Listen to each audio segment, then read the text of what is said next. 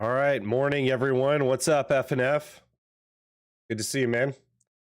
So today we have the War Effort Open Beta and Developer Diary. And Caden, hope I'm pronouncing that right, put that out. And it says here, hello, generals. We're back with another War Effort Open Beta, this time with a new added feature for the Peace Conference system, but that's not all. We also done a huge update to the career profiles for multiplayer, and we got a developer diary just below to cover just that. So this is not my first impressions. I did review this last night, but I will just go through the dev diary here and kind of tell you what I think about it. So as I just said, there's going to be Peace Conference reworks as well as a new multiplayer system that they're going to put in place. And I think that that's really smart because all of the multiplayer, I don't know, games that I play have ranking systems, profile picks, stats that are covered, things of that nature. So I think that it's actually a really smart idea. So let's see what they have here. Okay, so first off, we're going to go for the patch notes. And it looks like for easy and very easy difficulties, AI countries will transfer a part of their peace score to human players. And I believe that this is customizable. I think that's what it's going to say later. And I think it's also for AI players with like not enough peace score to accomplish anything. So it donates it to the human player. So for earlier players to Hearts of Iron 4, yes, this could make things a lot easier for sure. And you are able to toggle this off and on, if I read this correctly. Let's see here. Puppets will transfer a part of their P score to their overlord. That kind of makes sense. Faction members will that actually makes it so that you might be able to pull puppets into the war. Currently, I like never pull puppets into the war whatsoever because their troops are going to take up supply and they get war score. Okay, faction members will transfer a part of their peace score to the faction leader, can be disabled with custom game rules. So I think this is for easy and very easy difficulties, but that also makes sense if you're playing as a beginner. That'll make the game a lot easier for sure and more compelling to bring in your other faction members. So yeah, that makes a lot of sense. Countries with a low war participation score will transfer all their peace score to other countries. Okay, so that's what I was alluding to earlier. So if there's countries that don't have a lot of peace score in the inside of the peace conference, they donate their peace score. So that actually makes a lot of sense and will also allow you to pull your allies in more. So this is actually a huge thing that I had been thinking about a lot, particularly in the Greek builds that I just came out with, because the build is predicated upon entering the Axis and then calling Germany in to help you defeat Italy as Greece, which would not be possible on its own, but you pull Germany into the war and then you can leave the Axis later. So I kind of use this strategy, but not like entirely. But I could see where they're going, and I think that this is a really important update right here and should make the game more accessible to newer players. Make peace score redistribution game rules disabled by default. Okay, so you could turn this on to make the game easier. Okay, so that's huge. All right, balancing updates. Oh, and after this, in about 20 minutes, I'm also going to have an MRE video coming out that I'm premiering. So stick around after, and you can check out that video with me as well. That was a lot of fun filming that. But let's get back into this. Did they fix the tank dupe glitch thingy? Oh, the tank printing? I thought they had fixed that like 2 dev diaries ago. But let's see. Yeah, I thought the tank printing was fixed. Okay, Prussia of the Balkans rebalanced slightly, and more of the modifiers now scale as the spirit is upgraded. A lot of Bulgaria stuff in here. Bulgaria now begins with the Mountaineers tech unlocked. So I'm not sure if like Pillbox or someone mentioned this to Paradox so that it could get updated. Bulgaria, national railway lines now take 35 days from 70. Okay, so that's a buff. You get railways earlier. Added 2 mutually exclusive focuses after this, choosing between exploiting aluminum resources or natural gold deposit stability and Civ. I would go stability and Civ every time because the aluminum is only 2 civs. Even if you get 1 civ in like 20%, 10, 15% stability, I think I'd rather take the stability. Integrated Designers Navy Spirit no longer gives double bonus and only gives research bonus for ship modules now. Okay. It was pretty broken. So if I remember correctly, the Integrated Designers allows you to research ship tech quicker. I think it was like a 15% bonus. It was quite good. Only gives research bonus for ship modules. So does that mean hulls? It probably means like not fire control and things of that nature. It probably just means like for the guns and hulls, I'm assuming. Okay, Romania.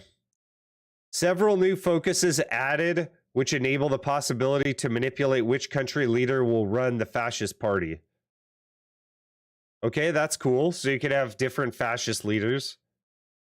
I think it was basically just you get rid of King Carol and then you get random fascist leader stamped out every time. So that's kind of cool. What's up, Pillbox? This is the new dev diary. Hey, Pillbox, you didn't happen to ask for these Bulgaria updates from the developers, did you? The Hearts of Iron 4 dev diary. I knew it was you, bro. It was from you.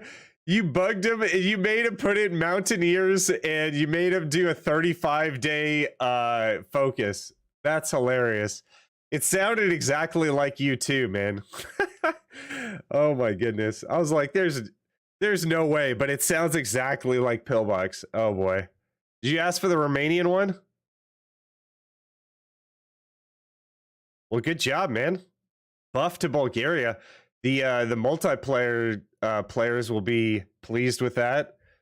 Like, you can do a lot of cool stuff with Bulgarian multiplayer.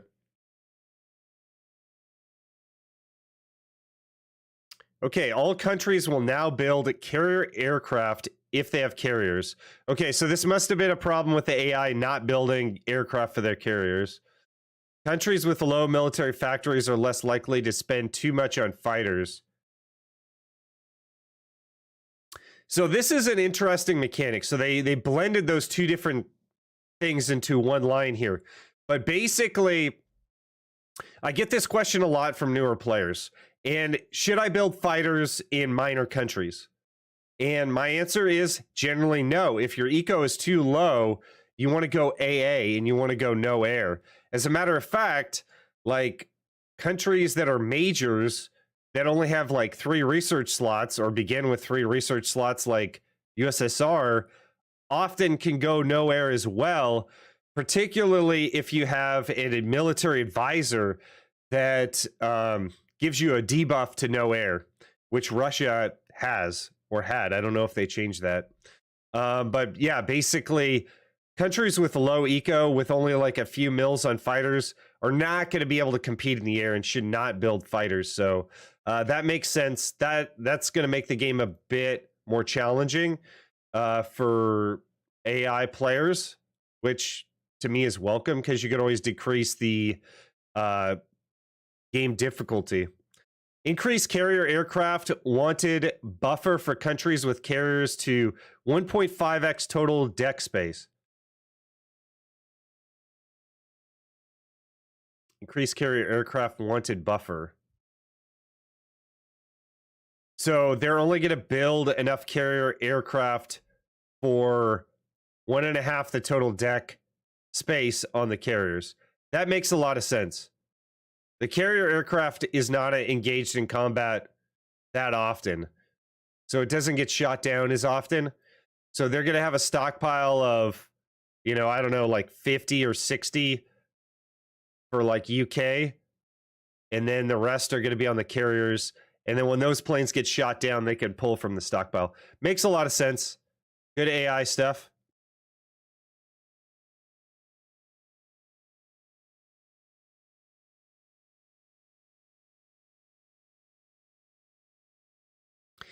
But if the miners just build AA, which I don't think I see them doing, it would be better. And then your planes, your air superiority would not count for as much. I guess you wouldn't be able to cast as much. It would definitely be a debuff to Greece, who's going to have to win the air with cast.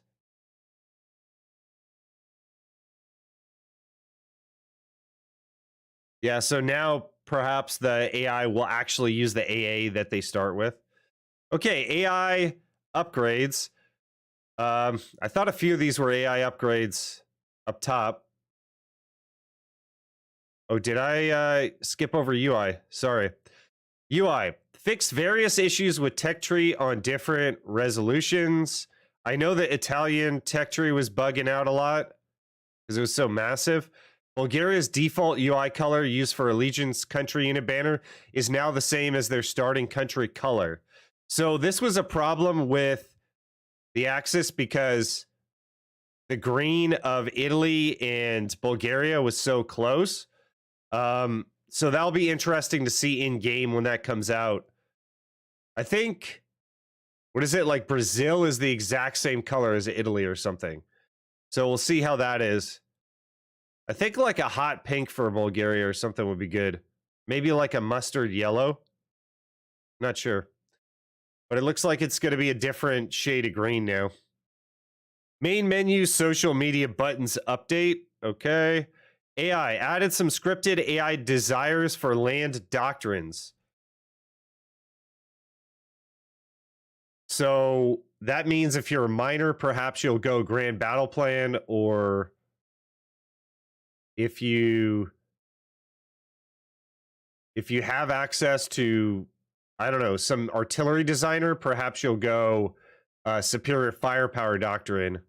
I'm not sure, but that would also buff the AI. Fixed bug in how AI prioritizes its construction queue. Okay, I wasn't aware of that bug, so I can't really speak to it.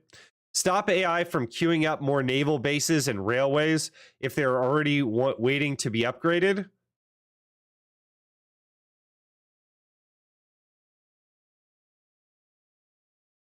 Huh. That one kind of, I'm lost in translation on that one. Queuing up more naval bases if they are already waiting to be upgraded. Does that mean like fixed? Maybe they're waiting to be repaired?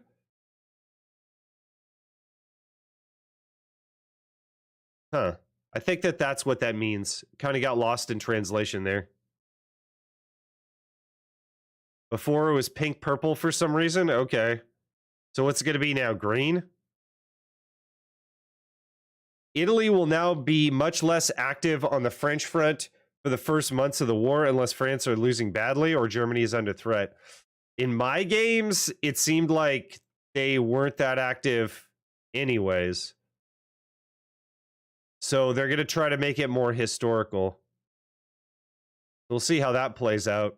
AI will check if it should afford the monthly cost of improved relations before attempting it. Okay. So if they have enough political power so that they don't go negative, maybe that stops the AI from cheating. USA Colorado class battleship now obsolete in 1936. I'm not familiar with that battleship, but that seems like a very minor rework. Because USA is going to be able to do so much before they get pulled into a war.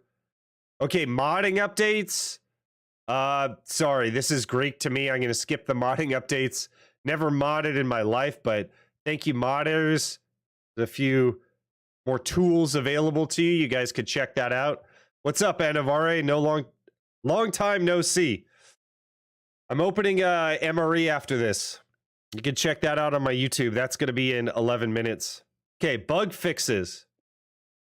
Improved requirement tooltips for Mare Nostrum decision.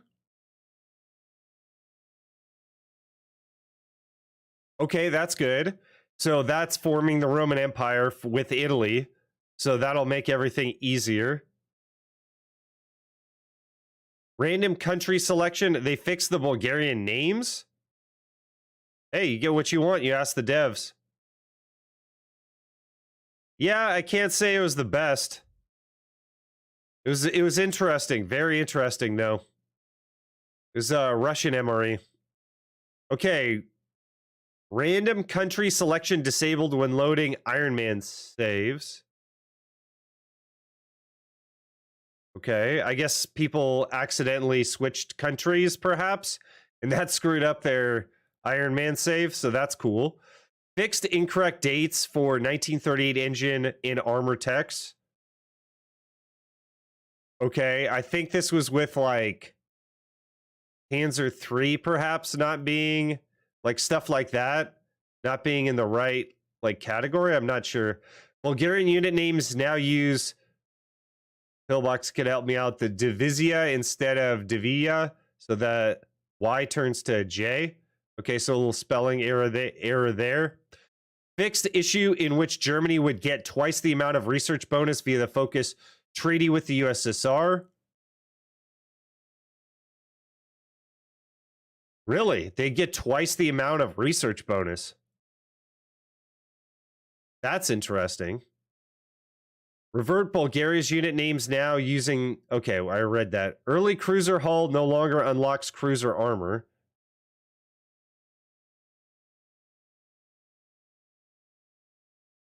Okay, so this was pretty OP. Because if you put the cruiser armor... Like, some of the nations had cruiser armor 3 available. If you put the 3rd level of cruiser armor and then stacked light attack, it was pretty powerful. So they're trying to balance the navies out.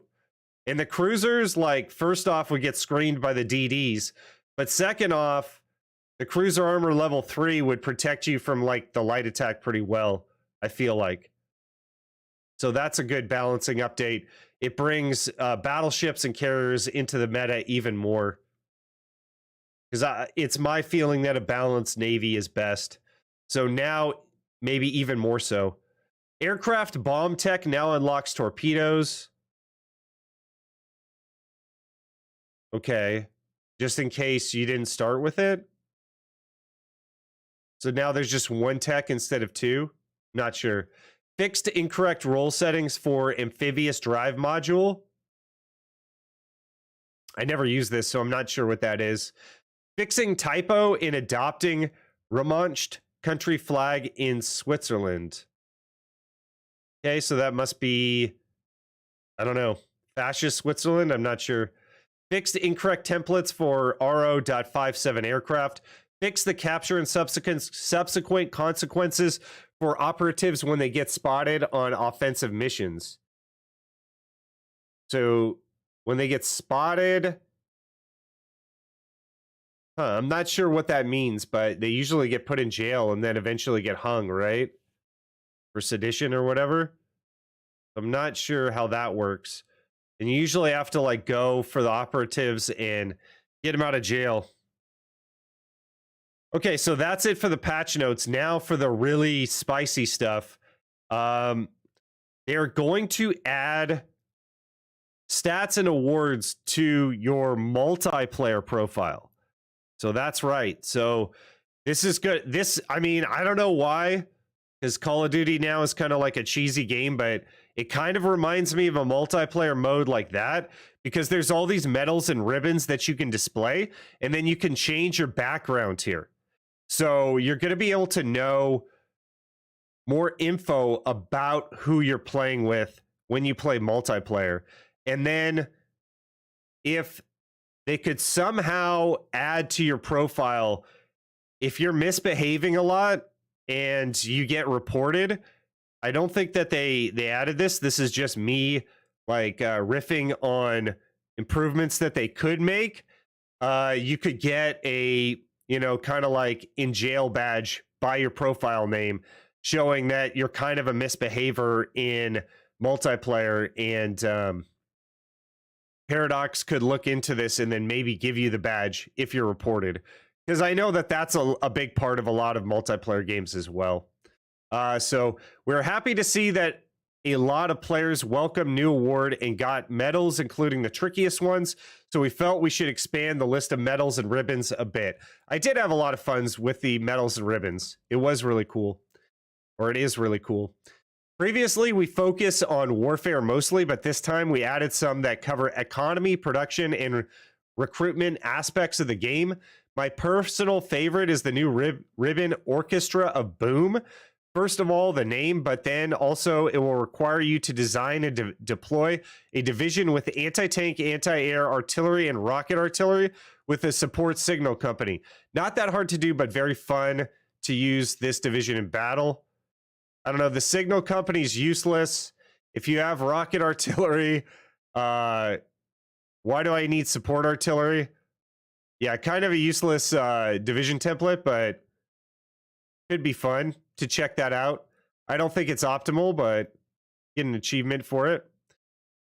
Okay, let's zoom in here. Mikhail Goffman. Public. So you have the choice of making your profile pic public or private.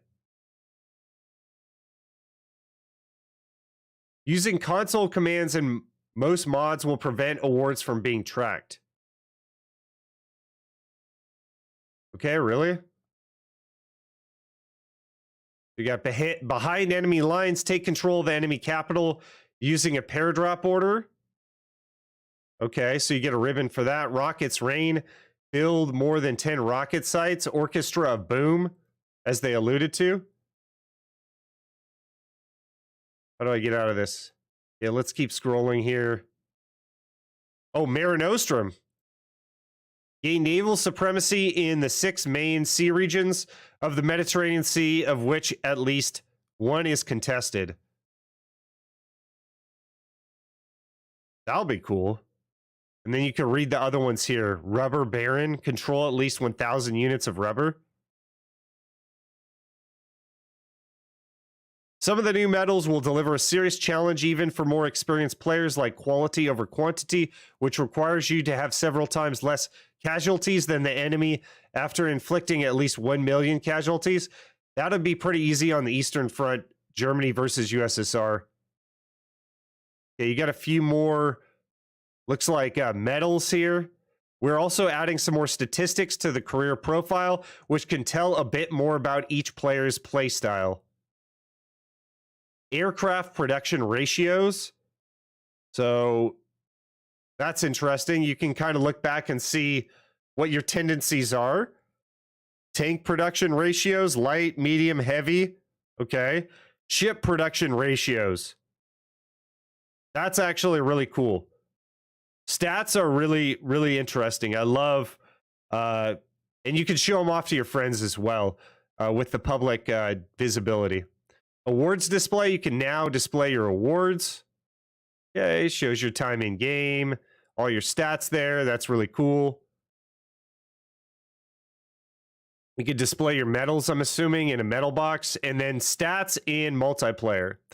We will also collect statistics in multiplayer now. Awards are single player only, but now you'll be able to see how the player is coping against other humans.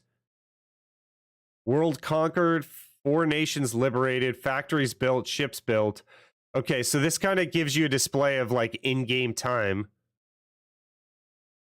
Highest casualties, highest enemy casualties. These will be interesting stats to display, and then you get your hours played. That's one of the first questions that you're asked when you play a multiplayer game. So now you can simply display your profile publicly if you want others to see it. So that's really cool. So there's some customization. You can customize the background of your profile pic. And this is how the badge looks in the multiplayer lobby. So much better than YOLO 69 or all the meme names in the multiplayer lobby that you'll have. Now it looks a little more profesh. And here's another picture of multiplayer profile. Oh, it looks like he uses GeForce Experience. Okay, and then you have stat comparison. Again. Okay, we're very excited to hear your thoughts and see more gold in your career profiles. Stay tuned and see you later. Okay, so that's going to be it for this dev diary. Pretty exciting stuff, and they are making the multiplayer improvements. Not the ones that I asked for specifically, but I asked for them in general. So they are doing that. So that's awesome. And I think that this will iron multiplayer out a bit more. You can wade through the vetting process a lot quicker if this is attached to your player profile. And then I do think that they need to add, you know, people that are known hackers. That needs to like put your name in red or something like that, or people that are known abusers of the game. Then, you know, you could choose to have them in your game or not. So much needed improvements. When is it going to be released? I don't think that they've announced that yet. Let me check. So we're going to have the Emery opening right now, actually.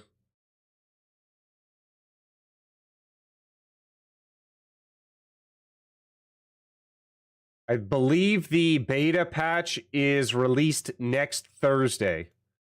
That's what it says on the Paradox forums. Okay, so that's going to be... Can I post the link? I cannot post you the link. You'd have to have a Paradox login for this. And I did not see that they dropped it on Steam, but I should be out of an embargo.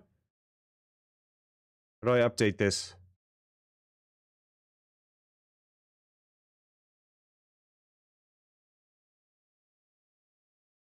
Yeah, I didn't see it on Steam yet, but it should come out soon. I should be out of embargo, though, so should be okay. All right, guys, I'll see you on the Emery opening video. Thanks for joining. Have a good one, guys, and I'll see you on the next one.